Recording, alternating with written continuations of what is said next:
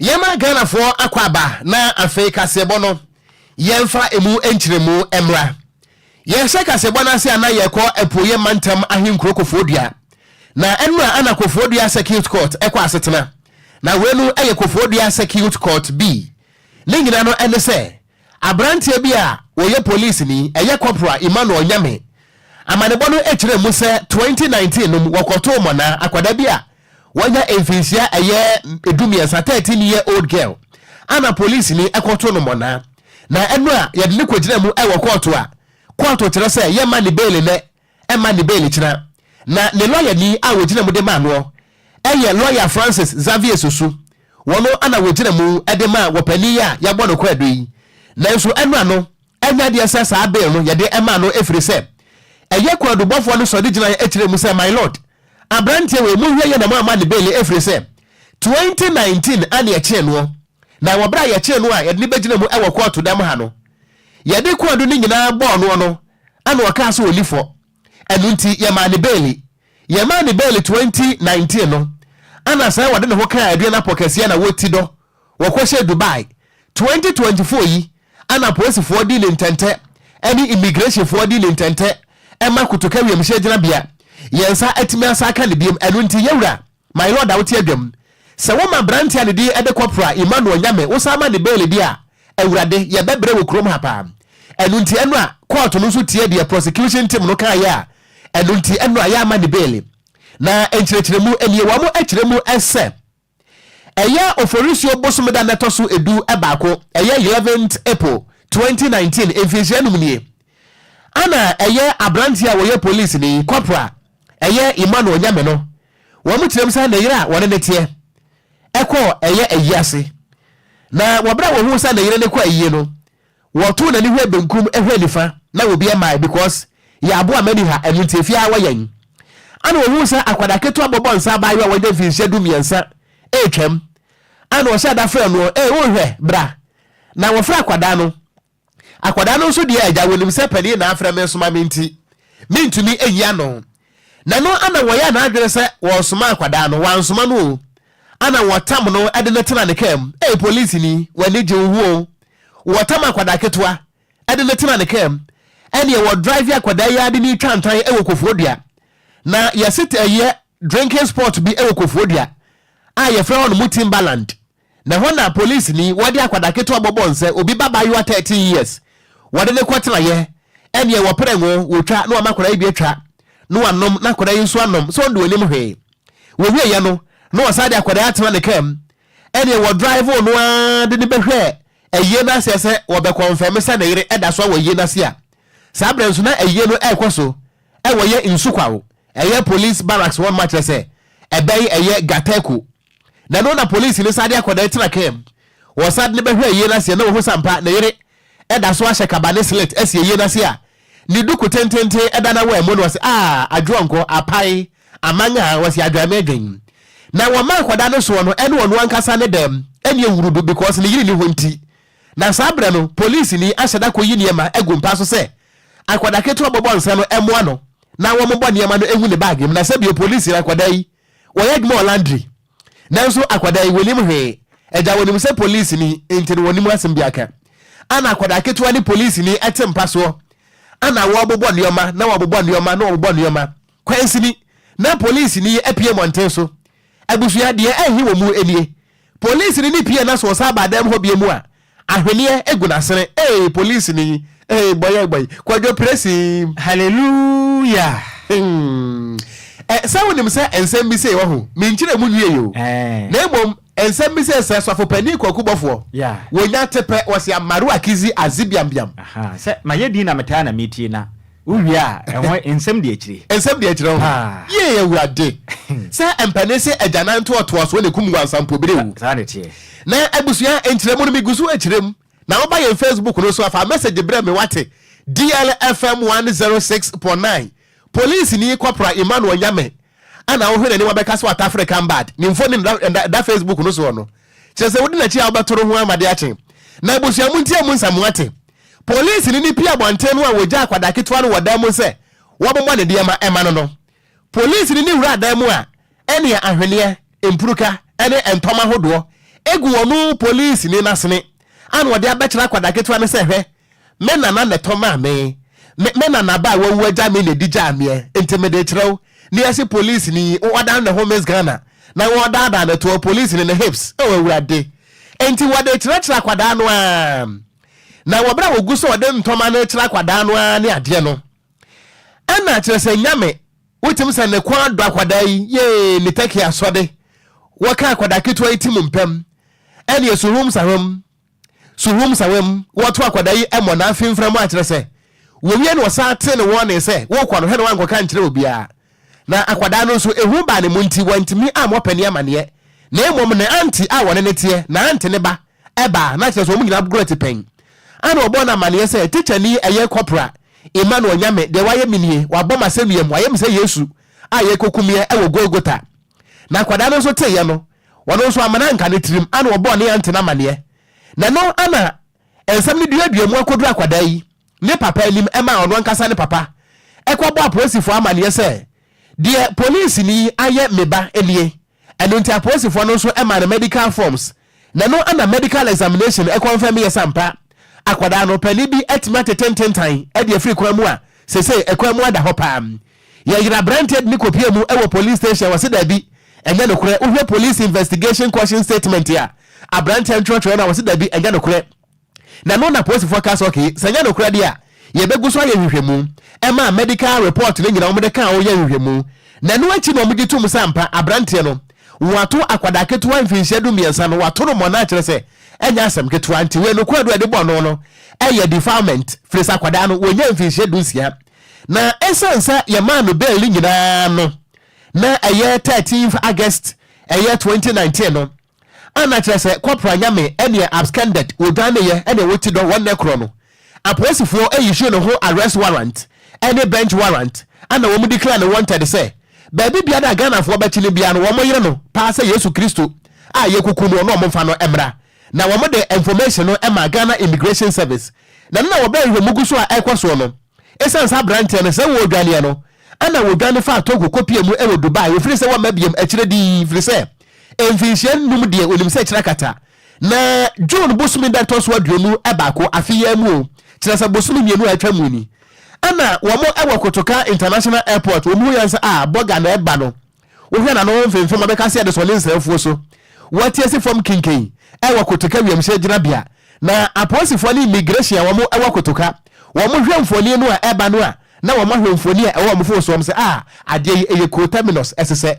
ya yiri ni se kufaso enu a na ni kopie mu okoto a koto se ye man bail na ema ne bail kina nyankopo ya domu a September bosom de toso aduonu ensia yensa mfa police ni eye corporal Emmanuel Nyame yensa mfa ne mra na ba bia Ghana mra hye yentwimpie senkradok no ne yentensra nanim eno ntime no kasai ya sama ne remand ewo police custody a wei ene nsamu akwadwo praise hallelujah okuni mse obofo ohwe dwama moso no empenifo se ye frɛ no asomodi onimadwuma pa ntino omanga na asofo omatu ahwe a wono mantumi amobra papa bia omanga na mu enne afa wono msa so mebinum ya bo binum abusuafo bayie me ebinum so nsori agoro nyina na asomodi so asomodi na yes adwuma no ho oden papa sana kwaku bonsam na nkasa na ohwe kofitera fa picture no tusu bio police ne no police officer yi ohwe ni mfoni ya daho ya asomodi ne waya ne sa no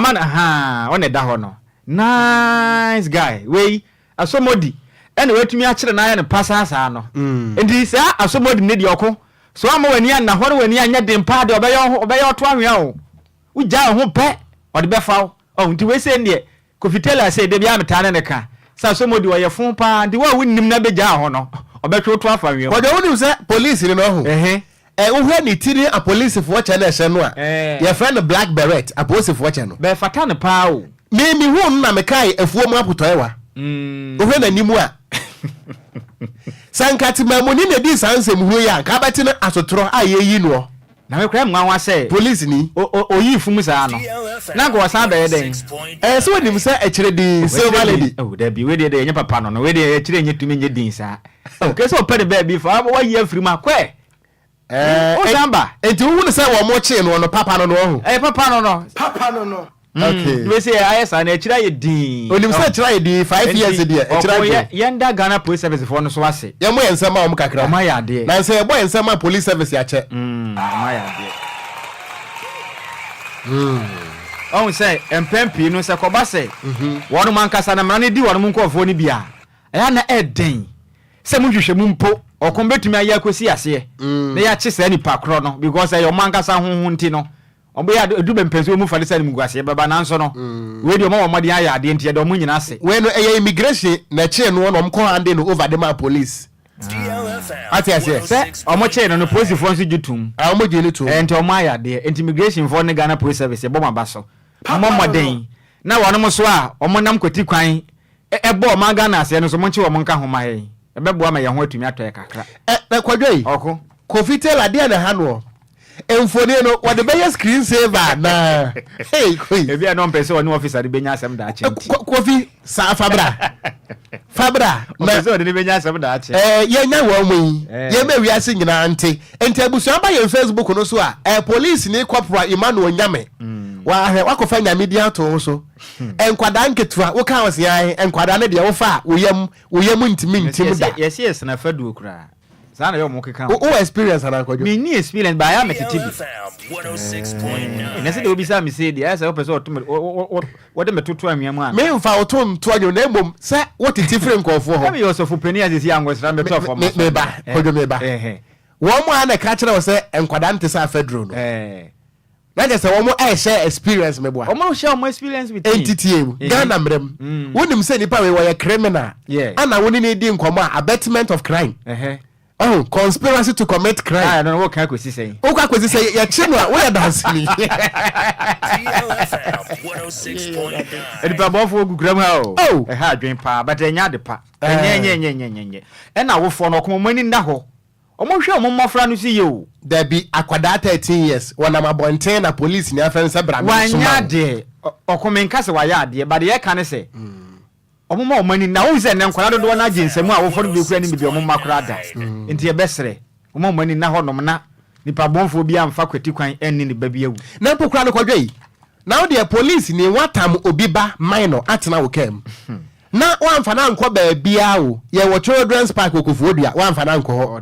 Timberland drinking spot. E ho na ade na kwaji wani. E so mo kwaji omani. Oh Jesus Christ. No. Kwadwo oko azero azaya amaya na. Odo so dodo. Wa amaya ni wa ajiwa. So se de bia ne bompa ya na mom ye de ne na aseman. Kwadwo to aso. Ye to akase bo no so ne momfa ngura mu. E wo Northern Electricity Distribution Company etwa de tia kan se Netco. Wono makasa e kirem se wono maboka 3.7 million Ghana cedis a ye ka eso pa na margin director edema wono ma ye Osman Ayuba wakasa e kirem se endo de wono humbaden ko pie mu public account committee na ni mo mahye bedwam ene wo kirem se e ka pa beto wono mo so no nyasem kuma na wo mane ko pie mu atifide mantem ni mo hono mo de mo kirem se enyinam kanea no ene de mbo mmodin as illegal connections no agiba bia de aboso obi ane hono ma zeni pa no se o ye nipa ba ye so hade a mba de sem yenu bi pe ene twa nyam kanea eka oba ma kan nya illegal connections ahodo no mo ye no potem mo kirem se sana mamboni yakoso woni ntie ne e ka twidi abeto net kofuo so no aya 3.7 million Ghana cedis kirem se emu ya pa wonum kirem se ko pie mu a jazani atifido mantem a sika do amudiji ye nyina ya 4.1 million Ghana cedis nanso mu wie na muka 3.7 jazani million Ghana cedis amu kirem se esunti omutiti free mu na aka no anase sika omunya ya emfaso won podie 0.4 pe on 0.4 ena 0.4 pe no mutuminya mu kirem se dabi sakoba ni se dia na asem na esie no emu ya pa they said mu kirem manipa dodo mako 627 sermons no ko pie mu se wo de jazani adwirim pa illegal connections no ena wono mo ye won na tifido mantem mu kirem se sɛ de mako 627 no emu mako 473 aya de hia hodom ko pem net kofu so aya wono de jese dream ene kwata so se ene jese ne kan pa na dra wono so mo de momaden etwa yam kan de ko mafie ma wono entua ka pem na ka se kirem se sana moto we na ekoso no emu ya pa de mu gusu atoto ne ma se betumi aboa na ne umatum ache sa de hye na tumi aboa ma net ko ene sana se Northern Electricity Distribution Company no ma momaden etimi achechi sa de hye a mbo akofa koti kwan etwa yam kan de ko mu fie a wono entua ka no Wajemena kasa public account committee nanim e wo masebedwam emu enkyeremu nie. In the northern area alone, we have had about 627 summons that have been issued to these illegal connectors. And in the northern area alone, the number was 473. Those who were served in the northern area were 103. And netco-wide was 173. So you can see that it is tilting towards the northern area. And an estimated power loss or stolen power in the northern area was 3.7 million. The whole netco area was 4.1. The northern area alone was 3.7. And we're able to recoup 1.5 million from the northern area. With 2.2 more to go. So as we continue with these efforts, we believe that we'll climb on these illegal connectors and the issues will become resolved with time. Any awutie managing director at the netco, the day Eddie Osman Ayuba, Nene and Akotie Yano. Yantua Yapam to Becas Yabono Eso, and somewhere de enamno, a more de passano manamua. And yet, Woko and Tenta Cassiano Eswacha, my wound to me was say it is agglomerating and conglomerating, like I say, a boom from Pada Danoa, and to say Kunkunta Denkrum and Quamu, and ye see the shiri don't want necronom. And when to buy in Facebook, no Eswa, ye be the atum sabagredam, with a dam, any buidamwa, will message you a badge at the atum, na and edia messages no, a dosso pa, as no crabata homing, Nancy betchem, you know, active fagu from say chatum, the aka, ye the best material for pam. Yentwaka Sebano Eso, a fear term on 2023. Well, my Ghana, Yantia some do. Ye crally repair free say. Well, my Ghana back was some with the din kaya, and nipa edani wiri wapola, and say a ye salmon. Bra, just say, Aquasom Bodam. Water River Authority for could be a year named Mirika, and so dim Mirika say we same boat. Na Equafa nipa ni adesha wanum ewa mepe and an important may reach one more 10 cry hakrampo.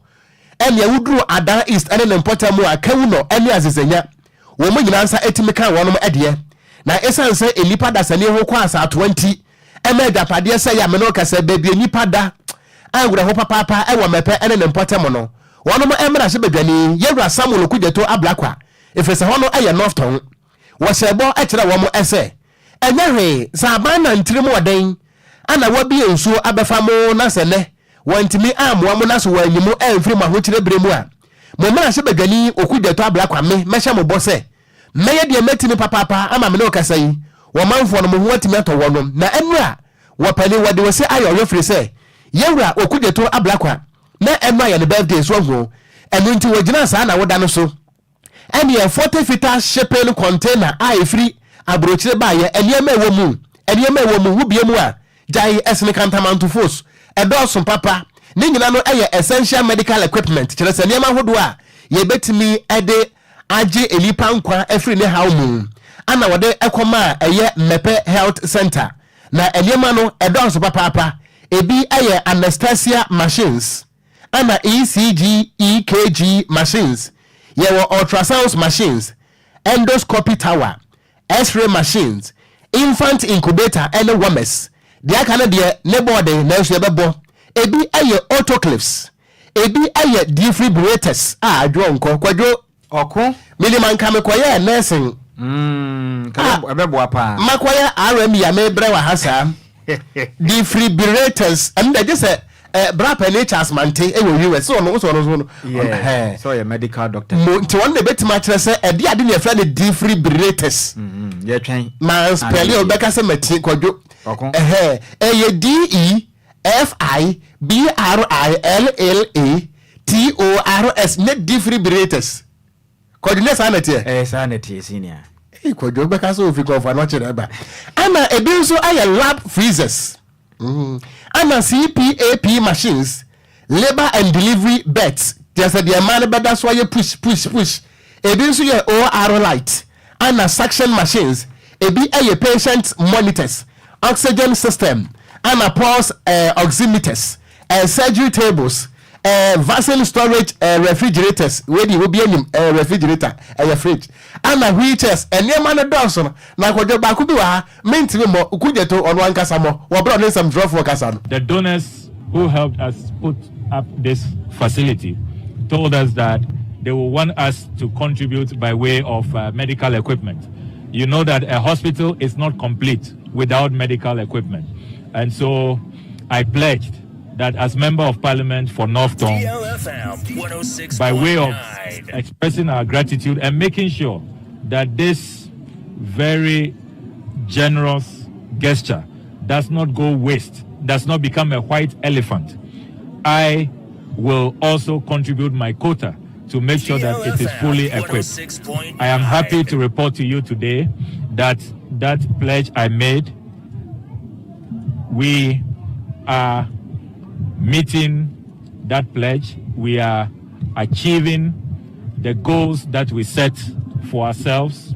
And I am so elated that by God's grace and on no other day than my birthday, we are able to present this birthday present to the people of Mefe. Mefe does not have a hospital at all, and we want to upgrade this health center to an expanded modern hospital. So some of the equipment that you see here are equipment that really are not for this status of a hospital. So for example, a dialysis machine is here, x-ray machine is here, you have freezers to store vaccines and other medications.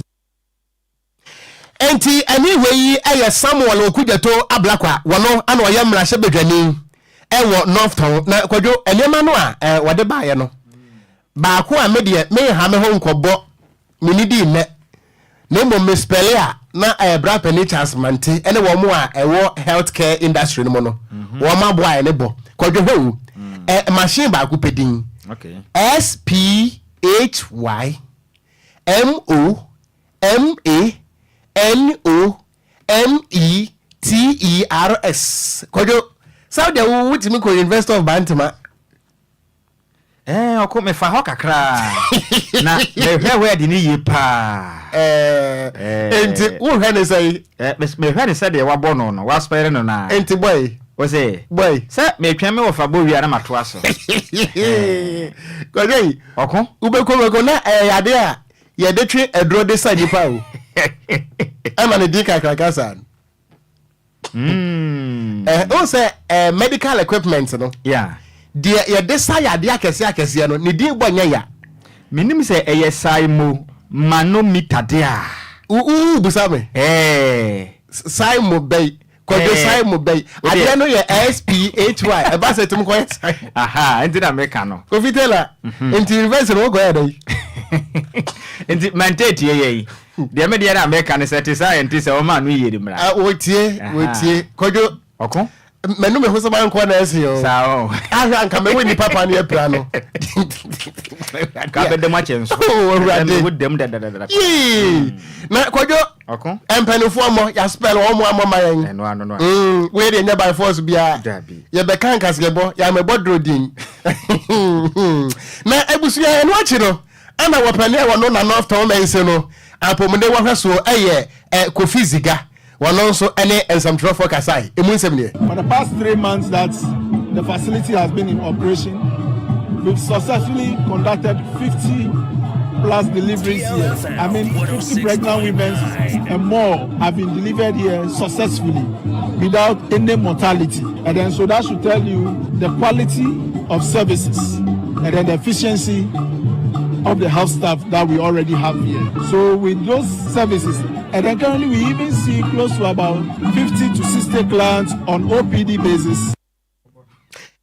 Enti ebusuani ayati yeyi North Town wapani awono ana chese mense na pomde wa hweso no de sanse mu atu gane di edi Kofi Ziga na eno achi ana wa hene a wote abanwa so North Town na nanu atrankonya togbi nego a wotoso ensia wono nso ede nsam atodwa ne nsam ne mi bakpeta bi mi akpele mi honorable MP hu edogaye no wona mi ehitwa yie mai ye obatu ehodo dopene ame o makote pe no wamro ugaji gako enugbogbo ye ko ve be akoba pele ko jito onwi enye nu ye dojujo na mi na ne kemeli lolo be na afọ amewagbo ko jinu yo ko ve eye agbegbogbo hoge ameyo dolele ata chowa koyi na nu ye ova wata akpelon washi agbede enye enugade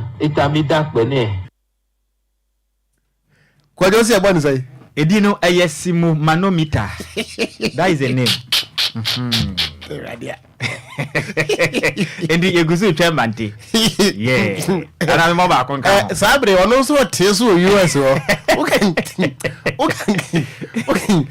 say Anna. That is him. Yeah, who powder trial. And the Jason said OT spellings. Jay near Paulina. Anna, my mom Belinda. Could you Miami Dewi? We do a much here. We do a much here news no be jack. Say any pennies. Enti yantuaka se bono so ye momfa nwura mo e wa sante matanum no so for hwe akwan ana via kwantempo asem so honorable Francis asenso bo achen wakase echirem say odi ya opa every said this is assembly no mudumadi ya so mudie ni say won bo maden na akwan ahodo a empanifo yi e wonpotempotem ahodo no won mani bedi achire na boa na via akwan no atimi achade ma adehye wonpotem honom o chirem so kopiemu awasante mantam a akwan ahodo ampanifo yi no wonbade na this is assembly no ene avezu kumase metropolitan assembly na bo maden e de miamia ahodo e ben kwan ho anka nsuo to ho na betena fa tonton sase de ma adehye bi o chirem se koba ni se dia na se jezene this is assembly mpanifo na de edufuru pe wono manga se furu ne hia wono na mom o manga na da che ne mpuntu de nya de ehia wono mokran asenso bo chirem se sa na motuo e koso na se ye onlawful nya de a e fama kwan so nti this is assemblies ni nyina moden se furu ne ko emiamia hodo ban ya kwan ho ambo moden tonton mebe bia nka nsuro be eto a ebe yira fa mama moden akoton e de amageze ne ade hie bi si dan honom na kwakosi ensuo kwan enti nsuo ne tope na abaje ya kwantempo hodo aboso chirem se ekoba ne se be hadwen ye pa wo te se na mo hodo aban etuo no mfaso bia entimi emaso wakasa echirem se sa na motuo okoso de kokobo de ama assemblies ahodo ni nyina se free no komo moden se sa na motuo no wono ba twa mo ho de afino bo mane kopie mu ho asante mantamu mo ba no homaden akwan inspection e wo kwan no wo da kodwom TUC and afin santase e kwantempo no so kwa hwe ya no tirem se e kwan perifo gusu AC ebe ne kama pa tretrem ma wo ba aba homaden edualize e kwan ma ba ye kwantempo kese a e betimi abomade shefa kwantempo no so na kwan abadie so etima dodo pa e de ama wonom no ade ba ko tirem se ha na ye pa mom ene ade she omutisisi adan e wo kwantempo no ho a beba homaden akofo ye ne e de ba no mutu a wo mutu no so wa tirem aka se tirem se ade abebua na esaban moden ba wo bo ne sika wo hwere no before ba ho ba mfa so nti efiri ne akwadi assemblies mo moden se sa na motu mutu mfamfiri ho na ekwa no etimenche enfama ade hye no ojemre ene Ghana Sam 24 kasaye emu enchire mu nie the kase dakodwom we tuna say akase TUC junction part of government plans for the ring road in Kumasi dual carriage in the inner road aka this session enyanye na ban wo plans say aha so so no the road dualizing na easy congestion traffic situation e wo Kumasi ha no asphalt we no my kwan ama yetimi abie kwan nimti no ha ya mo ho ayo impave no so ye be na ni ha be pe na ade a me ba ma be ho a ha me because of say aha nyina ye water log e isuo mu no eno na ema aha yenya problem enti kwan we say kwan a ya ye ni bebre ye na say all because of conditions e wa ha no enti we no engineers na figure road no so kakra but unfortunately isuo mu nyina amafo sit down ho no say the sit down ho nyina say it will be forced to stay on the road. Any awuti ye yoswafo ha kwan any akwantempo SM so honorable Francis Asenso Boachen enu ati na kopiemu e Kumasi a chief executive officer e de ma Kumasi metropolis no e Samuel Pine won bo made kopiemu e na wakase na ochirem se sese ye kese no adehia hodo a wonom ACC dai wakwantempo no ho no wonom e de om ka tasem nyina ba kire no mo mode ahwem de na so ya de mo moden ama wonom permit se mo moden enkoso ensi dai wo bia wonom ni senti o mekoso prevent wonom se ba ye beboa na akwan hodo ampirifo yi no etini ache nukra wo ne say lot of people enyo no nkrofo bebre nara obehu na bi no afachire no mo ado mo pe no makofe le baabi no mo sinsuo no kwan san e baabi no nyame ya mo no jese obo ne se honya fro ye purpose a de ma twinsuo ko gina hona eso nyire no na sefo ne nsei ene man nti wa raise consent already no ne ya nkasa ye ho adwuma ya ba ye na di nkita ho ye man permit de but ye ba bekire no wo engineers ne ba adwuma e so mo ye betwi nsuo no akogu main drain no mo no even last week special planning committee sub technical subcommittee ni nyina aba into a worrying situation na e tu ho na monpa na ahwe se adwuma no wo ye no obe no kwan so a ensei e kwan a yigina so any awuti ye chief executive officer Eduma Kumase Metropolis Samuel Pine nene ena wote ye no yentu awia pram to breka sebo no eso na said the messages ne do so no ma mention se ntem na mawie ne ntem na me Bismarck the Don an wose akra ka sebo no de emudem papa na wose wono ankasa ne papa Mr. Manfred Owusu were food and beverages manager ewo Mclean Hotel East Legon branch and also oko said your father wo sitie news no enya sam koto akra enunti yada se eni adwumafo amunyina mo eye Mclean Hotel East Legon especially Mr. Manfred Owusu me nua Bismarck the Don I don't know chief driver edrobia nkadem na oni aposi for one day face wa na mhwe ndin na msi ye ewurade obebra na wa amre afi ma mentin si Facebook no so na de wo Facebook ni nyina so menti kakra ngu fam na captain with no armband and also oko enkwada no chese man mema wo University of Ghana de Legon wo se wo mo biemu a chese news no edem pa no se wo fa wo no wo fa se in fact this year the moko spelling B kojo admission ba ye twene this year call spelling B say they will see cannot dear say honorable could you to black one pass mama ye no an be na kenke tie baby kura ka ye dwen ye ho ai ana Hansen Diodu was good afternoon wako ene kojo Sammy nyankopon hira mo papa de adwumade no wasi wotie ye hwe life ewa Atomic Hotel down Soman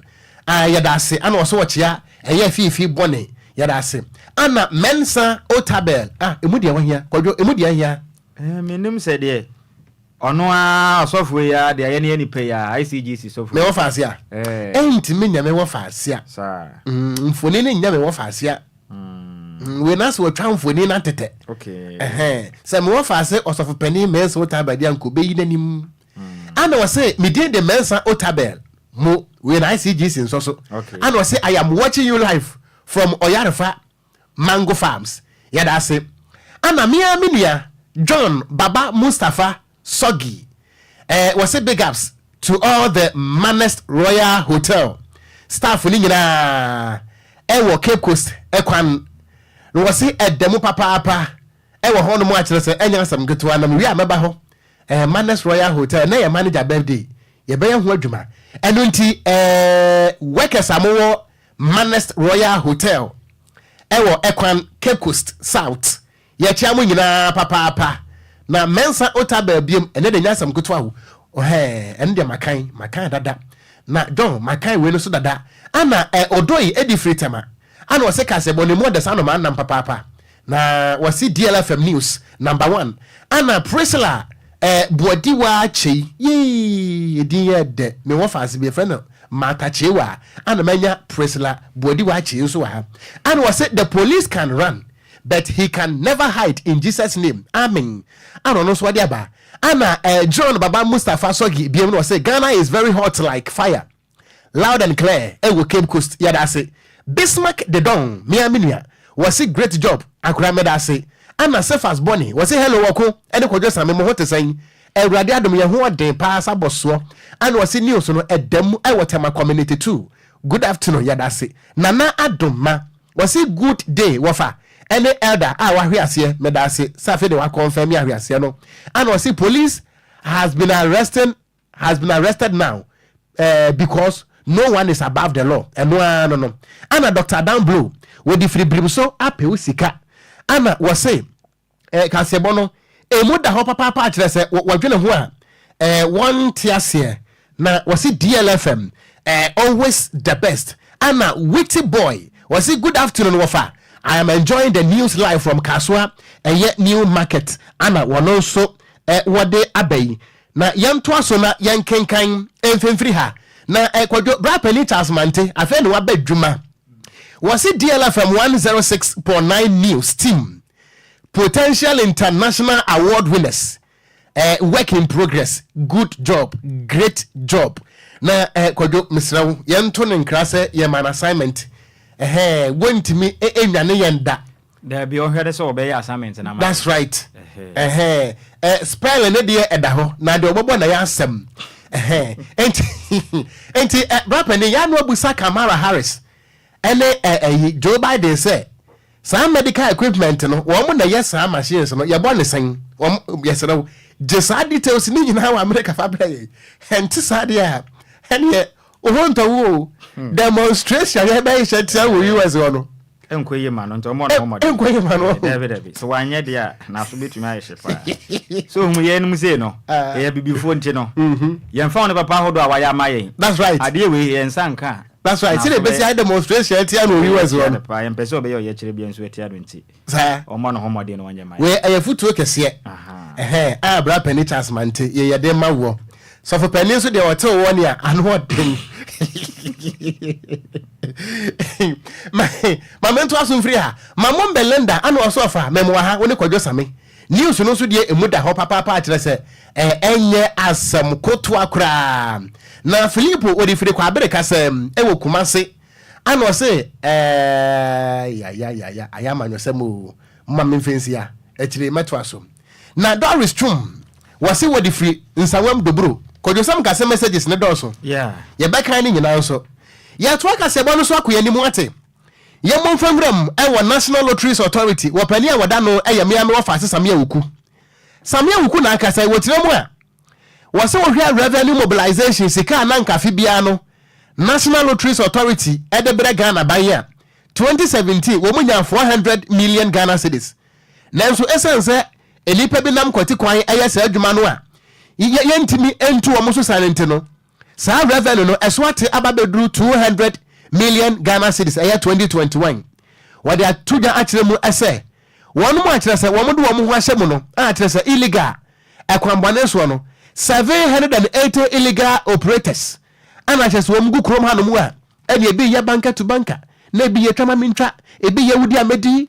chese ensem hunu sa no mu di no krom ha na Sammy Awuku akire mu se World Lotto Association for kwada to akire mu se esesanka yetimi rate to say be 1.8 billion cedis every year na so esense womanfo bi enam illegal way ana etwa lotto ni bi enti no amesika esesanka kwa ba ne botom no entimi masania esene fatana na nyina nso ne se amanyosam on political interference ukwa kan we si hey ukwa chi we si hey enti no asa amanyofo do ho awurawura mu enti yentimi nchi ne pabofo no Sammy Awuku ni nsem ne among the several measures we've taken, and currently we are engaged in a tussle with the GLOA, Ghana Lotto Operators Association. The measures we've taken is, first of all, to stamp our authority, our given mandate by Parliament and the law that one, if you are not licensed to operate lottery, we won't allow you to operate. And so we've been embarking on swoops, but the board took a firm decision last week that the NLA must now go out there to ensure that regardless of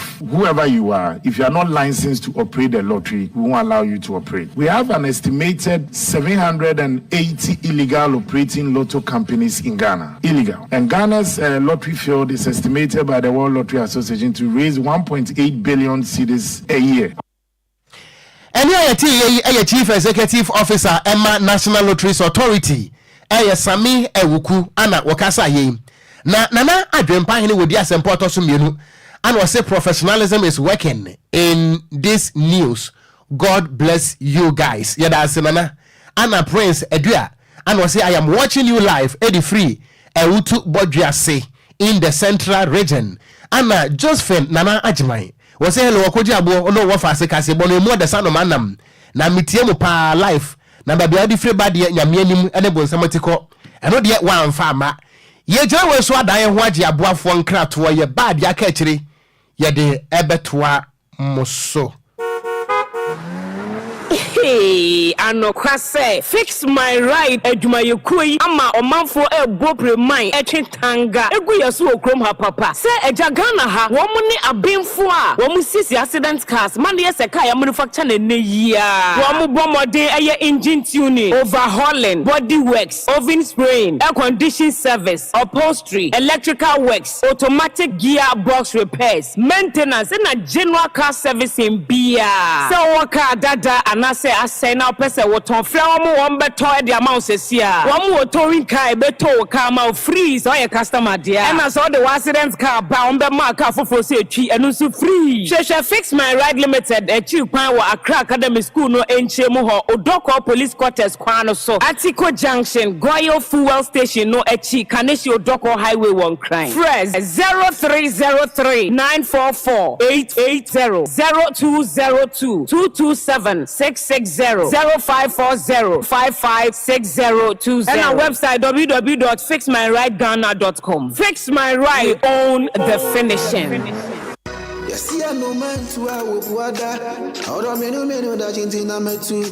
Makwantu ohunsam eye medadwen nanso meyensam tronenti menya daje ye hwehwemu ekohu Sunday Sam's consult na wonum nti ende metimi ba menya brani adaje ekenkan ye eye investigations about womo na mehu se wo apply for visa assistance a enfeli efri se wonum ewo track records madanse die nie ma menintrel Sunday Sam's consult edi Britia webi ebeje wo visa amawo se wo ko United Kingdom, Canada, Dubai, Poland, Croatia, na fe krade, Serbia, any Greece nso abeka ho a work permit etechere. Ma menchire wo mo echire kwan. Sunday Sam's consult e wo Ofanko barrier, Asofan, a wo ben Wise Park Hotel, e wo Asofan New Station hono mo a. Frɛ number 0244 291546. Email address nso e samuelowusu626@gmail.com. Yeti ehudi enti, we connect dreams with opportunities. E manenye wadwendwen, frɛ wonom na nso bedi adanse media. DLFM 106.9. Abusia emrewe du se na wie yetna se na wo ene branda ewia premto breka sebo so no agudie wonsam papa abusia ya boabo no ye gebre na ye besane mu edi egufam edima Ghana nsam wa ena nkrofo nkro so de nia etofam na editie se wote na edika se ye ka no ene ya boabo ni nyina no abusia ye baba gebre asane mu de egufam edi amao mi amedi agudie mu nsam no edi ebabe so mu wo kasebo so no edi ameje so no ayensu ano de hye apa kanjh the blessed kinentantam so a mensha se emfanfi yendiem ewo Ghana dia Ghana mrante esi akan ewo amanone no memfa mo wonsam emfansom dia o kai abrante friend Ibrahim Osman na osina kan de ma FC Nordjylland ewo Denmark na nansiam eno owram ewo England ebe sign contract edema boboku a ye friend Brighton and Hove Albion ewo English Premier League no nieba ene se boboku e friend Brighton edino ama Feyenoord ewo Dutch every division ma okobo 1 year loan edi amount no option to buy bianca enti obolo ni wia obe return back to boboku a ye friend Brighton wa beto aso a ye don some edi amount na Black Stars of Ghana player ye friend Mohamed Kudus osina kan edema West Ham United ewo England na abrante na ayaye die bi edi amane former team a ye from in the Strong Towers FC ewo Nima ewo nkran na abrante no ayaye die bi edi amatim no wakwache omnyama na enyama okwache omo no ebi eye boot training kit football and nduane awodo ni nyina kan bia Mohamed Kudus edi akwache ne former team a ye from Strong Towers omo wonkran Nima ye dey won some edi amount Black Princesses of Ghana enchebia under 20 man World Cup ebesha se ewo maya ye friend Colombia 31st of August and esha se me no ka say in the Black Princesses of Ghana ebetu afi Ghana na omodi omani achem ewo Colombia akwa prepare na under 20 man World Cup no etumi abaswa ye dey won some edema na esan se enombetu afi Ghana antino endra empenifo ewremo ewo team no akachi ene omo kodi nkomo edika no honorable Mustafa Yusuf ono no ye minister edema youth and sports ewo my konko Ghana mu a na osi on the behalf of His Excellency Nana Addo Dankwa Akufo-Addo ene Ghana man nyina no o we hye emaiwa na farewell na Jenny a omo embark ono ekobo under 20 World Cup no man nyina eta machi na o assure mo say support bi ese Ghana ede support mo ye be support mo into omo kwei omo nkwate Ghana nim eno nkranhyesema honorable Mustafa Yusuf minister of youth and sports edema under 20 man Nana Ket Okrekunso Ekambi, and Amuko Piemo under 20 mana akache. Na ono so kasai, or see on behalf of football people sinina,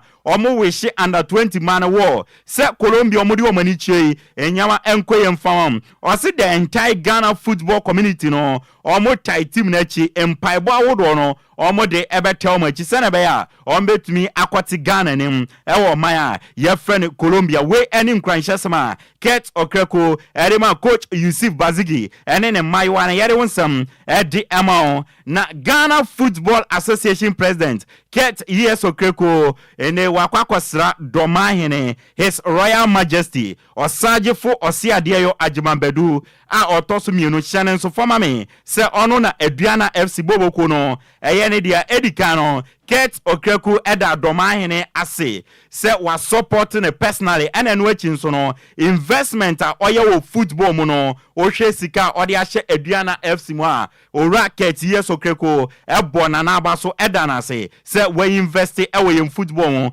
na Orieno, and a Sajefo or Siadio Ajimambedu Tosmino, Domahine and so editu Ket Okreko nim se. Wa monitor no since obeye GFA president na adwuma onene eskoni ye no e wo suye pa oboma baso na ohye omunkran so omonto aso na omommo adwumaden emfamboa ema Ghana football emfa ne ntoma pa emfamfra we enso ene nsema osagefo osiade adwumambedu otosmi no domanyene ereto Ket Okreko anima ye de ema na Ghana Football Association oma confirm say omo ye free air license D coaching course at the multiple regions no integrated Accra Eastern region Bronga for Central and Nkika no from 13th August to 20th August 2024 no in the free license D coaching course koso na almost in the initiative way omo de aba omo ye free license D coaching course any say almost support a grassroots football ne develop na konanim we enso any nsama GFA no ede ababontia yedi atuanim na danwada ena gbese manche homowo peace charity game no eba so between Heart of Oak and Bobo Kwa your friend Heart of Lion na has a player I friend Dennis Kosa left back ye hunu wambo game ni bi nana insembine na mwante so abrante no has terminating the contract oko report eba ne se sansam na enya no crystal na no Dennis Kosa has player ye don some edia to anim na Congolese 19-year-old forward your friend Shadrack Bello Bingi report eba ne se wotu afi Congo ordinary chum our Ghana encrying obaba ye 1 week trust edi amabobo kwa your friend Heart of Oak ni money so enia na has assign abrante your friend Shadrack Bello Bingi na last season abrante friend Shadrack Bello Bingi no or she 15 goals edi mabobo kwa your friend DC Motema Pembe e DR Congo ye dey want some edi etu anim na Abrantia, your friend Abednego Tete, a former striker at Bechem United, had to for Kim Fazer, any baby any ghosters, Nansia, and OG Gokin El Ghana, report Eba, and it's an Autri Bequebiano, now we room El Bobokwa, your friend Heart of Lions Akache, now a sign official contract Eddie Mama, you don't some area to him. Don't forget, say, Besse Manche, Homo Charity Peace Capono, or Bobby Edima Bobokwa, your friend Heart of Lions Sanson, and a former Heart striker, your friend Kwadwo Bin Jr. on also assigned 2 years contract at the Amabobo Kwa, your friend Heart of Lions, you don't some at the Nyami Aduma, a year Fiada Ebe 16th day of August 2024 Mediama EBA TNA Stadium no omubiano na omani asante kotko ewo game bia omudi ebebweni efiade ebe na match officials ombedi sa game no omudi aba center referee no ebe referee Charles Bulu assistant referee wano ebe Theophilus Akrugi na referee 2 no ebe Paul Atimaka fourth referee no ebe Julian Nunu na match commissioner no ebe James Oduma yere wonsam edi atuanim na Mediama omo technical director your friend Evans Adote or say Mediama season ya eba bekom no ewo Ghana Premier League no omo target ene so omo pese omo je Ghana Premier League no edi SC omo na so we ene nsama coach Evans Adote edi atuja na newly promoted side ewo Ghana Premier League no Vision Elsemeno ka say Oma signed 3 years partnership deal with Adwumaku a friend Catapult. Na Catapult Adwumaku omo ye global leader in athlete performance technology. And a boboku a friend a Vision and oma signed 3 years contract. Ye don some ediatu anim. Na Vision FC akache no nanse ano munya promotion ba Ghana Premier League Division 1 Super Air Cup no omo nso age. Na omo head coach Nana Kwaku Agyeman ochemo si Ghana Premier League no maba no oma mba se Ghana Premier League na efe eno mba be hwe bi oma ba so mbe compete na Ghana Premier League no omo nso etumi age esi omo na so Nana Kwaku Agyeman Vision FC coach ne nsamade atudwa no a yede amao yamfa fie ni nsini enwremu ewo amanone dia bobo kwa efen West Ham United esi omo kan ewo England English Premier League na officially omo confirm se DR Congo Abrantia wadane no dua broni so no de England eno bebo ediamom ye freno Aaron Wan-Bissaka right back yoma signing no from Manchester United sika West Ham Etuano a 15 million pounds 7 years contract until June 2031 and Aaron Wan-Bissaka signing ediama bobo kwa ye freno West Ham United officially no omo unveiling no asheni Jessia ye don some editu anim na Liverpool enya new coach ye freno Annie Slot why na adwen so best sign midfielder na midfielder Liverpool epeno no Spain akwala reswa ye friend Martin Zubimendi from Real Sociedad now so endra officially no Martin Zubimendi I reject bobo kwa ye friend Liverpool so oma obeko so atena Real Sociedad Spain na wesina kana in recent years Abrante ye friend Martin Zubimendi no obi nimnia onya Real Sociedad o big clubs now approaching no wa reject Bayern are approaching or reject Arsenal or reject and latest no Liverpool wa reject o ma yero nsam ediatu anim na Liverpool no say Enquires say yam from reject FC nanse omo ko player bia ni coach bia ho a na wa reject bobo ko friend Liverpool Jude Bellingham wa Dortmund omo ko no or reject Chouameni ewo Monaco omo koye or reject Caicedo Brighton or reject Liverpool Romeo Lavia Sadamte or reject Liverpool nanse omo ko sen ko omo ko pe Xabi Alonso say on be manager from Leverkusen now wa reject and then so no Abrantia ye friend Martin Zubimendi ono so a reject Liverpool say Liverpool no adane rejected FC ye don some Eddie Amao na Endra Barcelona for no omo organize omo trophy ye friend Joan Grappa trophy eno omo to nsa frem Monaco so omo mra na omo mo na Monaco fo na ebechi omo ebo meka pol miensa omo entimi anti amene o kase for the first time in 12 years Joan Gamper trophy no bobo kwa friend Monaco abeje e de fitima ye friend Barcelona nsema ye de etu anim na Barcelona akache no ni ameti ene so omo si Abrante a ye friend Nico Williams so mbadia omo pe new winger ni ameti ene se Kingsley Coman French winger a obon ball edema Bayern Munich no ono na dey Hansi Flick akache Barcelona pen for so ne na ya adwuma e wo Bayern pen into omo nkwe na omo nkofa Kingsley Coman mbra na ombesi aka informatima ye friend Barcelona so omo benya no ana omo nya ne de emre ene nkrabia ene be chebusu anyina we so na gudiemu nsema ya boabo no ndawe e de besomo wo kasegbesu yam fancy mi amedia gudiemu nsema na de besomo di ameje so no ayensu ano de hye Apakanjich the Blessed King Isaka o Ashaima Washington utie kasebo eminchao ena miame bra penny Mr. Kofi ayino o ayesu ano so ateminchao na minchao wife Sister Mary so ebusia agudi onsama yede besomo ewo kasebo so yede esi DLFM 106.9. It's official. DLFM 106.9. It's official. DLFM 106.9. Yes, I'm a TF Aquaba. Na yentua Casebono eso. Ye twaso ana ye bulukum ewa ha no mo a. Casebono ye de ABC ewa ha. Champion Kofi Taylor e de ko Facebook no eso. Emma wonso wonya bi ehwe ba bi amwori nyina so yedamo ase. Akenkanfo ye mienu. Edia mejeso eye gangster katia mitenkura Okogyeabour Ocran mene Nhyiraba Kwadwo Sammy B Satrim Nhyiraba Kwadwo Sammy B osofu penia enwesra ejame enwesra ndi yin bia ngwesra nyankopon ngwesra nti michia yen yangazie ni pa DJ Omalion oso otie den na saa eyi no asomodi na ache saa posi ni no ne de pa nti michia na wife nso I see na Kwadwo workers a wonom ewo first class barbering shop ewo papa ase first class barbering shop ewo papa ase edemu ho nyasa mukotwa nyame nhira wonom wom se womukọ atifi epuoye atoye eni anafo a frequency no eye 106.9 DLFM enti won mo bi ompa na DJ active ewo ho yes senior so no aba no nti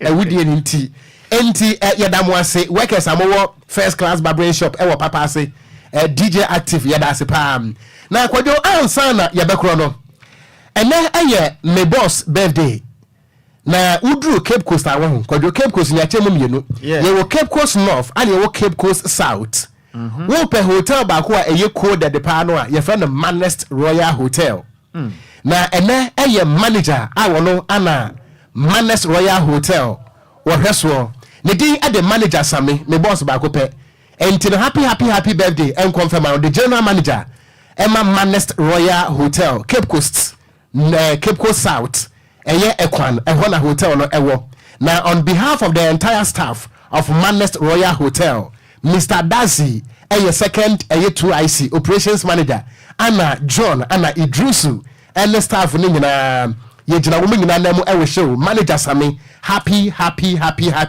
birthday nyangopo wo hira wo na wo ma wo enkoso wo ma ne ha ne ntoso na wo ma wo mfie dodo asika eni ahoden so ewo mu manager and that Facebook no eso no very nice gentleman enti once again happy birthday and confirm my manager Manest Royal Hotel Cape Coast South Ekwan yada ase Kwadwo yanko ho yanko nti mamemfa amen entato so mi say birthday ni dia wo bo wi na se sofo pani wan kan mamfa me stamp ensi so a na te say na de say dia wonsa ka poma na ija wandwam na nya kura fasi so enti no senior empire na ya bamba nyina twede ampo nyankopon oba ni nyina nya adwuma pepe no ma de pa bia emra wo so amen. Happy birthday to you, happy birthday.